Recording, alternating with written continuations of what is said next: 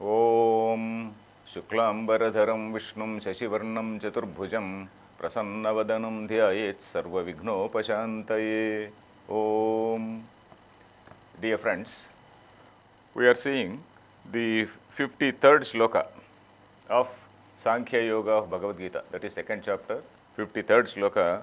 That is Krishna, Lord Krishna was telling about what was this Karma Yoga. And later he also said the next stage, what will Karma Yoga lead to? The Karma Yoga is going to lead to Jnana Yoga. And at that, when a person attains that Jnana Yoga and when he becomes successful in that Jnana Yoga, what is that state of enlightenment? And he was saying, Shruti Vipratipannate yada sthāsyati nischala. That is, when your mind, which has been so bogged down or so much confused by so many Shrutis and so many options which are mentioned in the Shrutis, when your mind becomes calm, and steadfast, and when you are firmly established in yourself, samadhau achala buddhihi tada yogam avapsesi. When your mind gets firmly established in your own self means you are having an idea of what is this, who am I, that question, you have realized that, you have got the answer. So at that stage, then that is called that samadhi sthiti. So that is what he said, samadhau achala buddhi. The mind has to stand still, stand firm. The mind has to stand firm. At that time, you are said to be having a steady wisdom. So that is what he said in the 53rd shloka. We read it yesterday. And now Arjuna has got a chance to question. So when he is talking about something, Krishna is talking about mind becoming steady and then steady wisdom and whatnot. Then Arjuna is asking a question. Then you please describe as to what is the nature of that person who has got a steady mind. So he uses a new word called sthita prajna. Sthita prajna means what all as Krishna described earlier, he is using a particular, Arjuna is using a word called sthita prajna. Sthita prajna means a person whose mind is well established in the reality, in the nature of Brahman, or in the knowledge of his own self, because the knowledge of his own self is the same as knowledge of Brahman, because the self and the Brahman are not two different entities according to Vedanta. According to the Upanishads, the self, which is the same as that supreme reality, self is not different from that supreme reality, and a person who is well established in that knowledge, how does he behave? What does he look like? And what do people talk about him? What is his description? So that is the question which Arjuna is asking Krishna. Arjuna Uvacha, that is 54th shloka I am reading. This is a fairly famous shloka, Sthita Prajnasya ka bhasha, that shloka. Sthita Prajnasya ka bhasha samadhisthasya keshava sthitadhih kim prabhasheta kim asita vrajeta kim. That is a person who is very well established in that samadhi, or a person who is established in that steady wisdom. What is his description? What is his description means? How do people describe him? How do you describe him? What are his features? Lakshana, in Sanskrit we use a word called lakshana. Lakshana means what are the characteristics? What are the features? What are the lakshanani? We say lakshana. That is, what are the characteristics of that person who is having that steady wisdom. And samadhistha, one who is established in that samadhi. Samadhi, I explained earlier also. Samadhi is, that is the mind which firmly established in a particular thing. That is what is called samadhi. Samyak adhiyate manaha iti samadhi. That is, mind is very firmly established in a particular thing. I also explained to you the difference between the samadhi which we described which we see in the Patanjali Yoga Sutra, and the samadhi which the Gita tells. So that also I explained to you. So he is asking a question, what are the qualities, what is the description of a person who is said to be so wise, who is said to be steady in wisdom. Sthitadhih kim prabhasheta, how does he talk? And kim asita, vrajeta kim, how does he conduct himself, how does he sit, how does he walk? That means how does he conduct himself? Is he a very, very strange person? Is he such a strange person that he behaves in a totally abnormal way or a totally supernormal way? What are his features? So this is a question. So now, sthita prajnasya ka bhasha, if we see the shloka, sthita prajna is sthita prajna yasya saha. That is a person whose wisdom, prajna is wisdom. He is very well established. Ka bhasha means what is the description of that person. And a person who is in that samadhi. Samadhi means it does not mean a grave. In fact, this word samadhi is also used to refer to some grave, somebody who is in a samadhi. So, but here we are putting our mind in that grave, we are burying our mind in that, not grave, we are burying our mind in the self, we are burying our mind in that supreme reality, that is that samadhi. It is not burying in the ground. So, sthitadhihi kim prabhasheta kim asita, what is his attitude to things? Because we see that our knowledge or our awareness determines our behavior. My behavior usually, why usually it is invariably, my behavior is invariably conditioned by my knowledge. Suppose I have a knowledge that of a particular thing, then my behavior towards a particular thing is determined by that knowledge. So, a person who has a knowledge of the self, a knowledge of the supreme reality, how does he conduct himself? What is his attitude to the world? How does he move? How does he move in the world? How does he handle the people in the world? How does he handle various situations in the world? So that is the question of Arjuna. Now Krishna is replying in the next shloka, that is 55th shloka, Sri Bhagavan Uvacha. So here Krishna is describing in a slightly different way. Arjuna has asked to Krishna to tell about what are the characteristics of a person, what are the characteristics of a person who is having that self-knowledge. In other words, a realized person. What are the characteristics of a realized person? Suppose Krishna tells the characteristics of a realized person and Arjuna becomes quite knowledgeable about it. Krishna doesn't want it. Krishna wants that Arjuna also has to follow that path. So instead of telling, suppose Krishna tells only the characteristics of that person, it is actually a sort of academic knowledge for Arjuna. Arjuna becomes quite knowledgeable, and it is called a paroksha jnana. Paroksha jnana is that is what is a jnani. That is, these are all the characteristics of a jnani. That is fine. But Krishna's idea is Arjuna has to go through that path. So he is pursuing a different way. Krishna is adopting a different way to explain it. Krishna is actually explaining the means to attain that particular stage. The means to attain that particular stage of steady wisdom, sthita prajna. In order to become a sthita prajna, what are the means? How do you go to that? So here the commentators have made a very wonderful remark. Commentators, Shankaracharya, Shankarananda and other people also, they have made a very wonderful comment. That is, in this pursuit of in this Adhyatma Shastra, or in this Adhyatma path, let us say, in this spiritual path as we usually call it, in this spiritual path, we are talking about a particular person as an enlightened person. So what are the features of an enlightened person? So if you are observing the features of an enlightened person and you are following the same thing consciously, very, very consciously, deliberately, you are also following the same way which he is conducting himself, naturally you will also grow slowly to that level. It is like we usually talk about, say, officers training. There are certain training centers like officers training center. In those officers training centers, suppose a new recruit goes, all the new recruits, the trainees, they go there.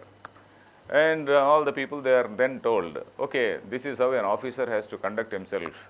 This is how an officer has to dress. This is how an officer has to wear his tie. This is how the officer is supposed to wear his scarf. Or this is how the person is supposed to eat. You are supposed to keep your spoon, where should you keep your spoon, where should you keep your fork, and where should you keep your knife.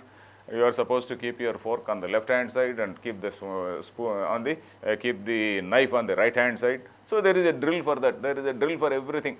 There is a drill how to conduct himself in the mess, how to conduct himself with others, how to tip a bearer if you are going to a officer's mess or something like that, how you are supposed to conduct yourself with the smallest man there. So how gracefully and how nicely you have to conduct yourself. So all those things, they are all taught to the newly recruited people, and they are taught what are called the officer-like qualities. It is called OLQ. So here Krishna is actually teaching that OLQ, that is officer-like qualities or jnani-like qualities. He is trying to teach what are all the qualities of a jnani and how you have to attain, how you have to follow that path. So he is just explaining that.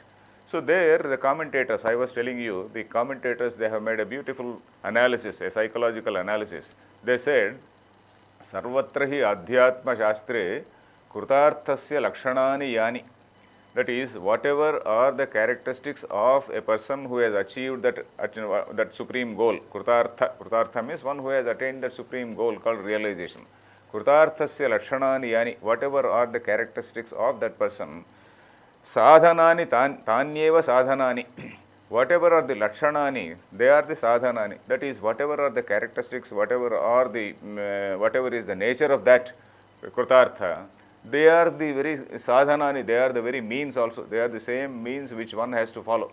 So that is, you are consciously trying to imitate a particular person, you are consciously trying to follow the path of a particular person, so that your mind also becomes calm, you also rise above these dualities like raga, dvesha, etc. Like a realized person rises above raga, dvesha, etc. The seeker also, by consciously following that sthita prajna, he also rises to that level. So that is what is the idea of, that is what is the meaning of that particular line. Kutarthasya lakshanani yani tanyeva sadhanani uchyante. So that is what is said. So here, what does he say? Shri Bhagavan uvacha prajahati yada kaman sarvan partha manogatan atmanyeva atmana tushtaha sthita prajnastadochyate. A person is called a sthita prajna under these circumstances. What are the circumstances? When this person discards, prajahati, jahati means he quits, he leaves them, he discards them, he throws them away, he casts them off. That is prajahati. Yada, what is he discarding? All the desires. Is it possible to remove all the desires in one go? Anyway, this is something which is a sadhana, which is supposed to be followed by a seeker. Seekers like all of us, we are supposed to slowly follow that path. We are supposed to follow that path, and slowly we are consciously supposed to imitate that particular person who is a realized person. So, prajahati yada kaman sarvan, he says sarvan kaman, all the desires which are there in the mind, all these things which are there in the mind, it may not be possible to remove all in one go. However determined you are to become a jnani, it will not be possible. Slowly, abhyasena tu kaunteya vairagyena cha gruhyate. Krishna is going to say, abhyasa, that is practice and practice. Slowly, you may not be able to give up all at one time. Slowly, you can give up, because it is somewhat like a de-addiction center.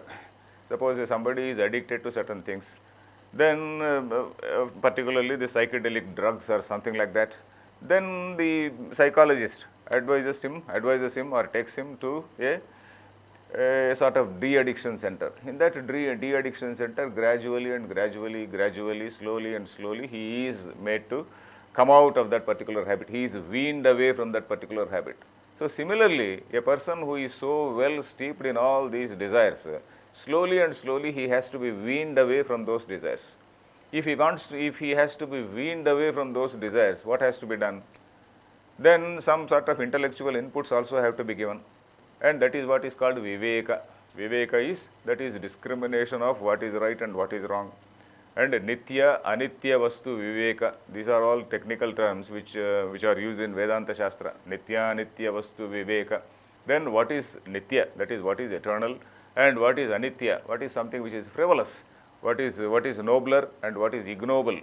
So what is right, what is righteous, and what is an evil path. So this sort of analysis of what is called dharma, this comes under the purview of dharma. So this dharma, analysis of dharma has to be done. So prajahati yada kaman means he can't quit all those things at a time. For example, suppose somebody who wants to slowly become lighter and lighter in life. Slowly, one can say on one fine morning he can get up and say, okay, I don't want to see the share market any longer. In my case, I stopped buying shares in 1995. In January 1995, I purchased the last share, and thereafter I decided, no, I should not waste my time in looking at the share market every day, waste my time and get excited every day. Once 2 rupees rise, it goes up, and then I get excited. 2 rupees goes down, I feel bad. So I took a decision. So slowly, I can give it up. I totally forgot about it. So similarly, you can give up something else. So like that, slowly, one can give up. One can analyze. We can't give up just like that. We have to analyze. We see the futility of it. or we see how trivial it is, and then we can slowly we give up. So here, prajahati yada kaman sarvan partha manogatan, all the things which are there in the mind, because the mind is a bundle of desires, and mind is a bundle of so many thoughts also. So mind is a bundle of so many thoughts, so many impressions, so many experiences and whatnot. There is a definition of what is called mind in one Upanishad called Brihadaranyaka Upanishad. Kamaha, Sankalpaha, Vichikitsa, Shraddha, Ashraddha, Dhrutihi, Adhrutihi, etc., etc. It says the desire is one important thing. The most important component in the mind is the desire. And Sankalpa, thinking about a thing. You look at an object and then you see, oh, how nice it is. So visualizing something as good. So then Vichikitsa, oh, a sort of doubt. So like that there are so many qualities which are there in the mind. So first of all, the first quality is that kama, desire.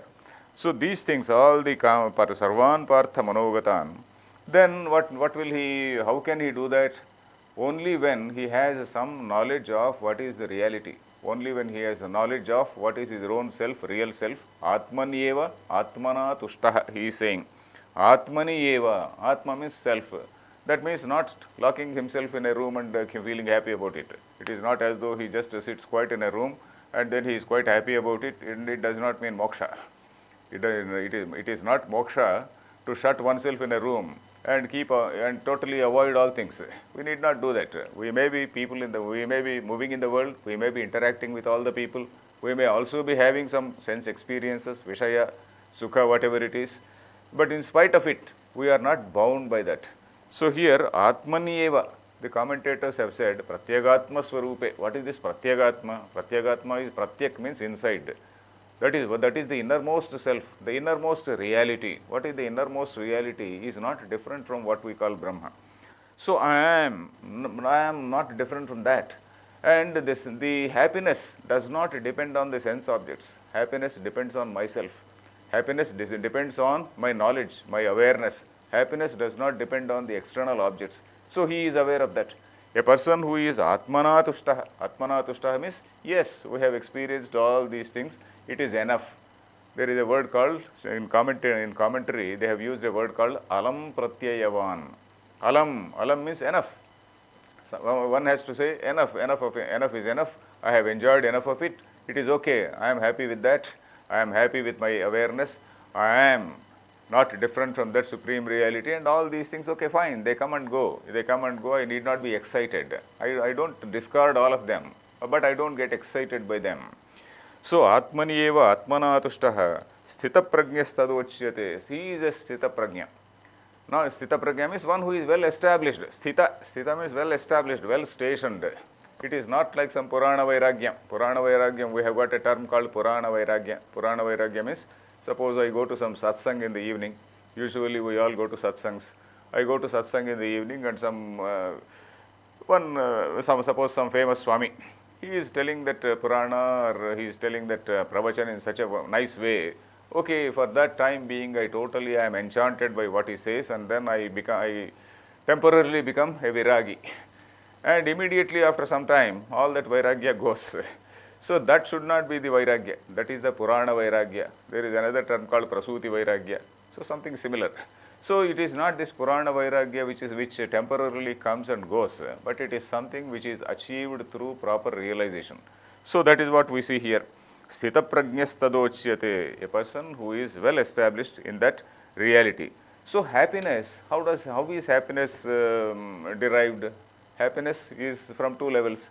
That is, happiness is from external things, that is one level of happiness, and happiness in the awareness of self. So that is, awareness of self means realizing that what is my real nature. So in that realization, there is a lot of happiness. And once that realization comes, then the person is happy in himself. Sthita prajnastadochyate. Then we go to the next shloka. He is explaining, from this shloka till the end of this particular chapter, it is all about this Sthita Prajna. The next shloka is also about the same thing. He is telling about how a Sthita Prajna rises above all these dualities. Dukheshvanudvignamanaha, sukheshu vigataspruhaha, vita raga bhaya krodha, sthita dhir muniruchyate. This shloka number 56, what it says is, A person who is not shaken by anything, a person who is not perturbed by anything, a person who is not agitated by any dukkha, and a person who is not excited by any happiness also. So he is not agitated when there is a dukkha, he is not highly excited when there is happiness. So such a person who is not having attachment, who is not having fear, who is not having anger, such a person is called sthita prajna. We will continue tomorrow. Harihi Om Tat Sat.